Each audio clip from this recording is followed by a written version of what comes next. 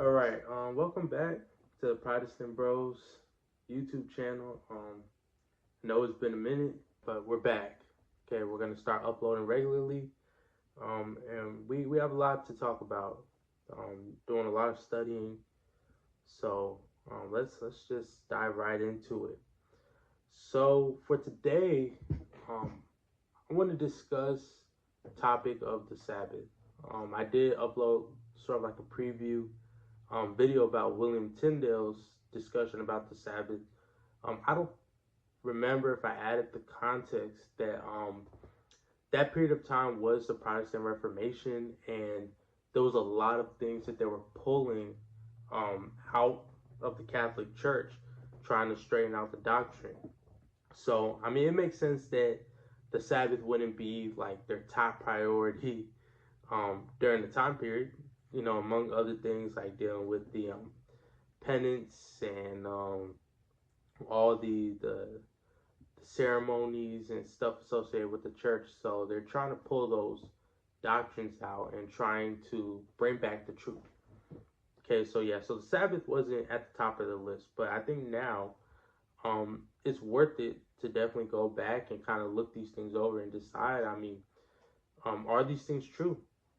Should we continue to keep the Sabbath, or is this something that has been done away with? So, to start, let's look at Colossians chapter 2 and verse 17, or verses 16 and 17 are the text. But we're going to read through this whole part of the passage to get the context. And we're going to look at why this text is used to say that the Sabbath has been done away with. And are there other Bible texts to support this?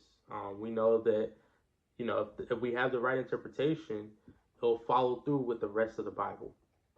Okay, so let's start with Colossians chapter 2, verses, let's start at 11 through 17. So in him you were also circumcised with the circumcision made without hands, by putting off the body of the sins of the flesh by the circumcision of Christ, buried with him in baptism, in which you were also raised with him, through faith in the working of God, who raised him from the dead. And you being dead in your trespasses and the uncircumcision of your flesh, he has made alive together with him, having forgiven you all trespasses, having wiped out the handwriting of requirements that was against us, which was contrary to us. And he has taken it out of the way, having nailed it to the cross. Having disarmed principalities, powers, he made a public spectacle of them, triumphing them in it. So let no one judge you in food or in drink, or regarding a festival or a new moon or Sabbaths, which are a shadow of things to come, but the substance is of Christ. So it makes sense that, especially verses 16 through 17, that people will say, hey, Sabbath has been done away with, right? Verse 14 says, he's wiped out the handwriting of requirements that was against us. Okay, and then it continues into, let no one judge you in what you eat or drink, in food or in drink, or regarding the festivals, or new moon or Sabbaths. So people see that word and say, there it is, right? Sabbath has been done away with, right? But the passage in itself isn't the issue. But let's go to Romans chapter 7. And this is where we're going to have some problems. Okay, so as we know, Colossians was a letter written by Paul to the church in Colossae. So let's go to the letter to the Romans, also written by Paul.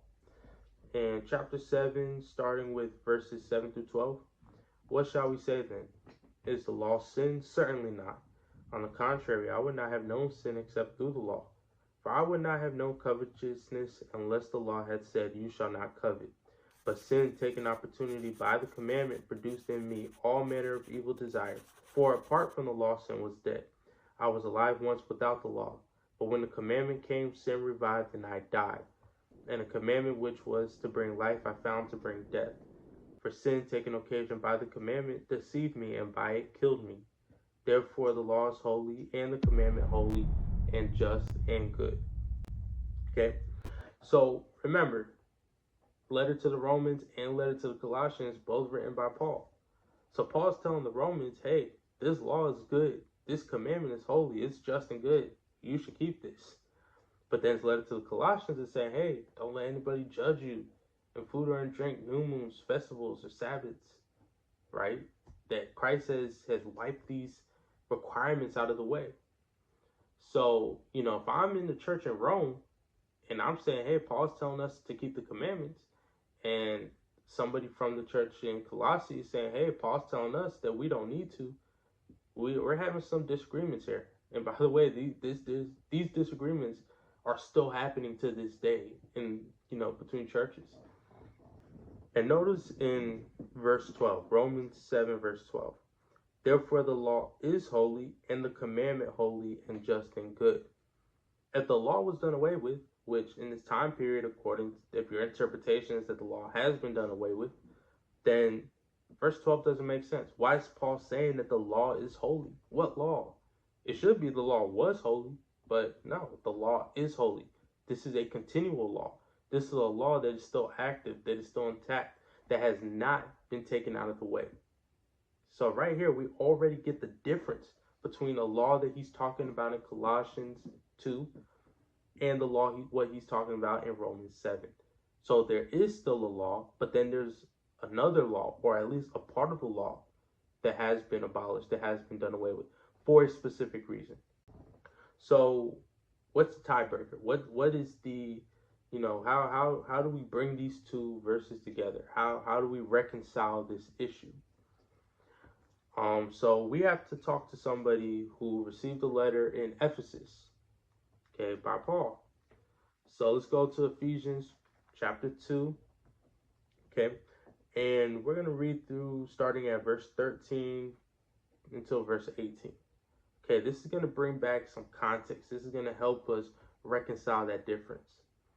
But now in Jesus Christ, you who once were far off have been brought near by the blood of Christ. For he himself is our peace, who has made both one and has broken down the middle wall of separation, having abolished in his flesh the enmity, that is the law of commandments contained in ordinances, so as to create in himself one new man from the two, thus making peace, and that he might reconcile them both to God in one body through the cross, thereby putting to death the enmity. And he came and preached peace to you who were once afar off, and to those who were near.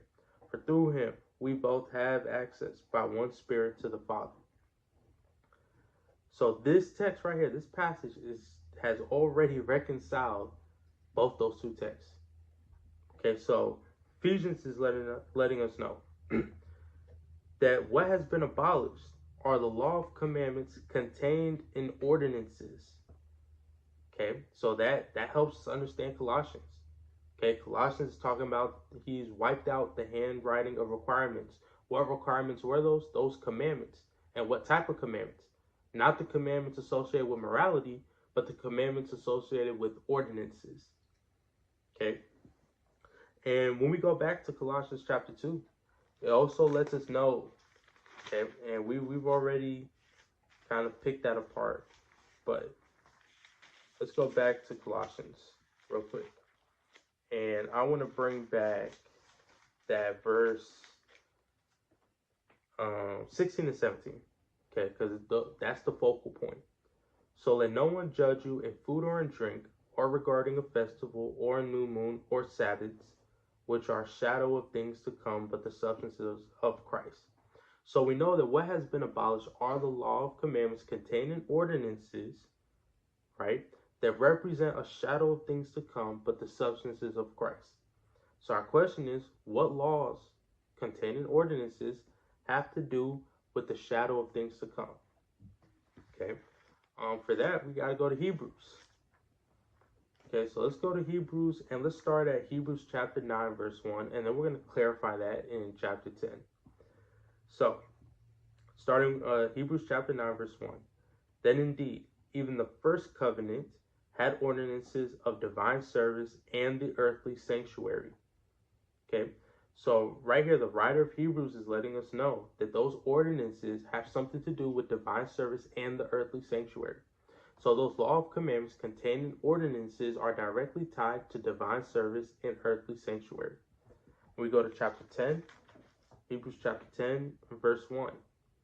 For the law, having a shadow of the good things to come, and not the very image of these things, can never with these same sacrifices which they offer continually year by year make those who approach perfect. All right, so now we get the full picture. We're talking about the law of commandments contained in ordinances that are directly tied to divine service in the earthly sanctuary, right? That are also tied with the sacrifices which they offered within the earthly sanctuary. Okay, so what has been abolished is the sacrificial system, the earthly sacrificial system. Okay, that's what Paul is talking about. That's what he's telling the Colossians, right? That's why have nobody judge you in food or in drink, because those things were tied with the sacrificial system. The festivals, the new moons, directly tied with the sacrificial system. And here's the thing, the Sabbaths, directly tied to the sacrificial system. Okay, so what Sabbaths have been abolished that he's talking about? Those Sabbaths that are tied to the sacrificial system, that are tied to the earthly sanctuary, that are tied to divine service, right? That are tied to the ordinances of the earthly sanctuary. Those are the Sabbaths that have been abolished.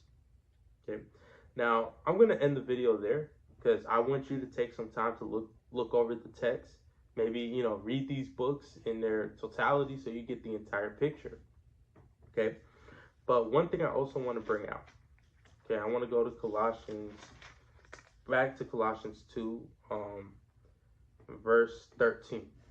And this, I hope, will clarify a little bit more about what I'm talking about. I'm going to continue talking about these things in another video. But I want you to keep this in mind, verse 13. And you being dead in your trespasses and the uncircumcision of your flesh, he has made alive together with him, having forgiven you all trespasses, having wiped out the handwriting of requirements which was against us, which was contrary to us, and he has taken it out of the way, having nailed it to the cross. So if you catch this in verse 13, and you being dead in your trespasses and the uncircumcision of your flesh. So right here, trespasses deals with morality, your sins, and the uncircumcision of your flesh deals with ordinances, deals with sacrifices, right? You have your moral laws, your trespasses that deal with your trespasses. Then you have your sacrificial laws or ceremonial laws, or the laws tied to ordinances. Okay, so we need to separate those two laws so we get a better picture about what Paul is addressing here to the church in Colossae. Okay, so now the question is, well, why, it clearly tells us that Christ has forgiven us all our trespasses. So why do we have to continue to keep the moral law? If you look at Romans 6, which I'm going to bring up in another video, we're going to talk about why you cannot get rid of the moral law. Okay, why the moral law has to stay intact, why it continues. Okay, so we'll see that in another video.